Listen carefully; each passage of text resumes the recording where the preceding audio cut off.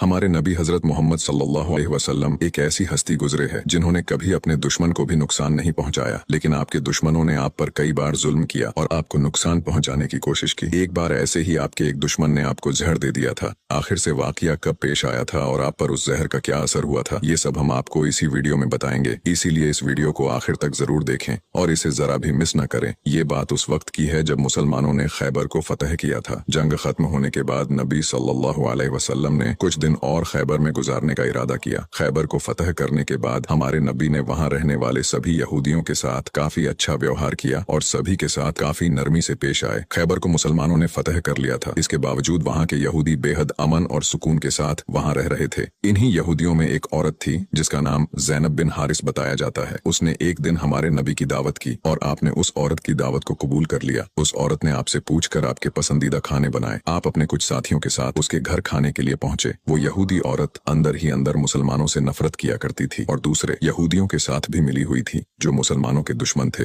उस औरत ने खाने में पेश होने वाले बकरी के गोश्त में जहर मिला दिया था। जब जहर से भरे उस गोश्त को आपके सामने पेश किया गया और आपने खाने के लिए एक निवाला उठाया और अपने मुंह में रखा तो आप समझ गए कि इसमें जहर मिला हुआ है। आपने तुरंत अपने साथियों को खाना खाने से रोक दिया और कहा कि इसमें जहर मिला हुआ है, लेकिन अफसोस कि आपके कुछ साथी उस वक्त तक कुछ गोश्त खा चुके थे जिसकी वजह से उनकी शहादत हो गई। कहा जाता है कि जहर के बारे में हमारे नबी को उस जहर की बोटी ने ही खबरदार किया था। इस वाक़े के बाद उस औरत के साथ साथ उसके सभी साथियों से पूछताछ की गई तो उन्होंने न सिर्फ अपना गुनाह कबूल किया बल्कि ये भी कहा कि हमने आपके साथ ये इसलिए किया क्योंकि हम ये देखना चाहते थे कि आप अल्लाह के सच्चे नबी हैं या नहीं। अगर आप अल्लाह के सच्चे नबी हैं तो इस जहर का आप पर असर नहीं होगा और अगर आप अल्लाह के नबी नहीं हैं तो हमें आपसे छुटकारा मिलेगा। ये बात तो सब जानते हैं कि हमारे नबी ने कभी किसी से बदला नहीं लिया, जबकि आप पर कई बार बहुत जुल्म किया गया जिसके बारे में कोई सोच भी नहीं सकता। लेकिन जब उस जहर की वजह से आपके सहाबा की शहादत हुई थी तो कानून के मुताबिक उस औरत को भी कत्ल कर दिया गया। लेकिन कुछ रिवायतों में आता है कि उस औरत ने खुदकुशी कर ली थी। वही कुछ रिवायतों में कहा जाता है कि उस औरत को माफ कर दिया गया था। इस बारे में कई मुफस्सरीन अपनी अलग अलग राय रखते हैं। एक हदीस में हजरत आयशा फरमाती है कि जब नबी सल्लल्लाहु अलैहि वसल्लम की जिंदगी के आखिरी दिन चल रहे थे और आप बीमार रहा करते थे, उस समय आप कहा करते थे कि खैबर में जो मैंने जहर से मिले हुए गोश्त का टुकड़ा खाया था उसका दर्द मैं आज भी महसूस कर सकता हूँ। ये बात कई किताबों से साबित है कि उस जहर का असर हमारे नबी के आखिरी दिनों में देखा गया था और इसी जहर के असर ने आपकी वफात में एक अहम किरदार अदा दिया था।